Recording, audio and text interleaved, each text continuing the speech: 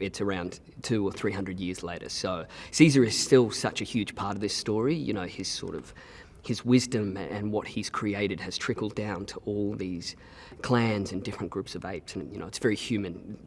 Apes have gone off and sort of created their own sort of stories and their religions in a way. You know, Eagle Clan, it's all about the eagles and being with nature. And so it's set in a world reclaimed by nature. You know, it's such a...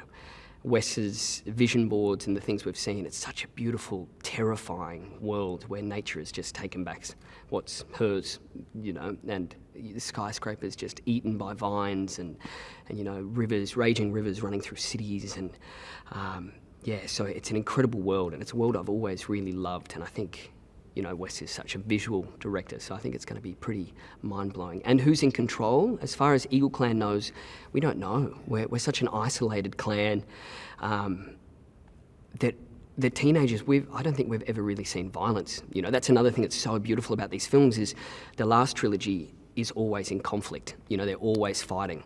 And this film starts with these apes living their best lives, pretty much, you know, playing and climbing and you know, just living in this time of peace.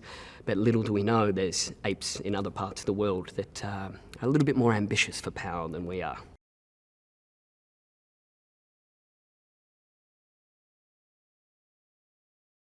The beautiful thing about Noah, Suna and Anaya is they kind of complement each other. They each kind of give the others what they don't have, you know. So Noah is so intelligent, but he can be, you know, get stuck in his own head because he's so intelligent. He questions so much and can be quite introverted. So then me and Suna pull him out of himself. And Suna's so grounded and so strong, and, you know, she's the one in the group that you feel safe with.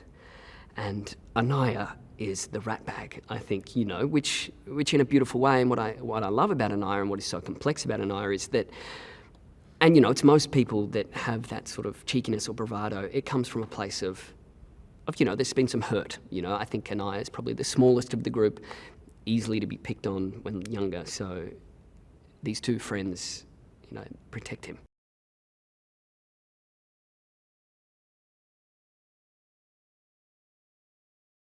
You know, it was such a genius move to have 6 weeks of ape school that we all did together. And, you know, it's obviously very necessary. But a byproduct from that, which I didn't realise, was just how close we would all get. You know, and it's you know, acting can be such a confronting and such a vulnerable thing as it is. You know, you're delving into these emotions in front of hundreds of people that, you know, over a course of the shoot you'll get to know. But to begin with, you know, so the trust that we developed in the rehearsal space, we took onto set, and, you know, within the first couple of weeks, we, you know, got the feedback from the studio that they were really happy with the relationships, and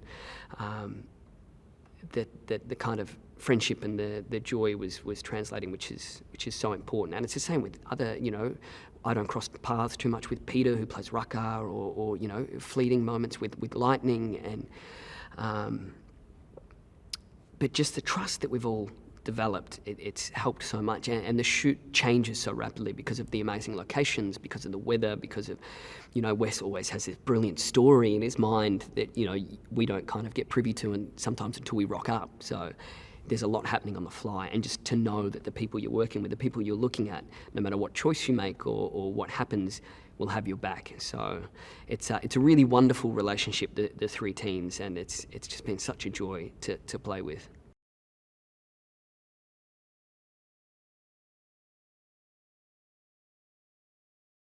It's absolutely, the production design, Daniel Dorrance and the team, it's been mind-blowing, you know, and it's such a mixture. As soon as you read the script and you kind of know what the project is, you go, oh, so we're going to be in a studio for, you know, for 5 months. And then you start hearing that you're going to Wollongong and you know, to the Blue Mountains. You're like, oh, okay, that's pretty cool. But the mix of location and then studio work, it's created such an incredible world. My favourite stuff is actually in the studio to see the pieces that they've built, you know, the nests and the shipyard, you know, Proximus's kingdom, and the detail. It's just, you know, the entire team, you know, the Greens team, the props team, they've just done such a mind-blowing job. Like, you could spend a week just looking at every intricate little detail on set.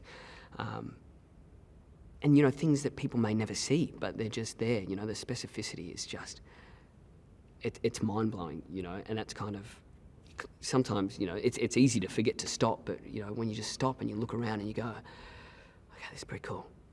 That's pretty cool.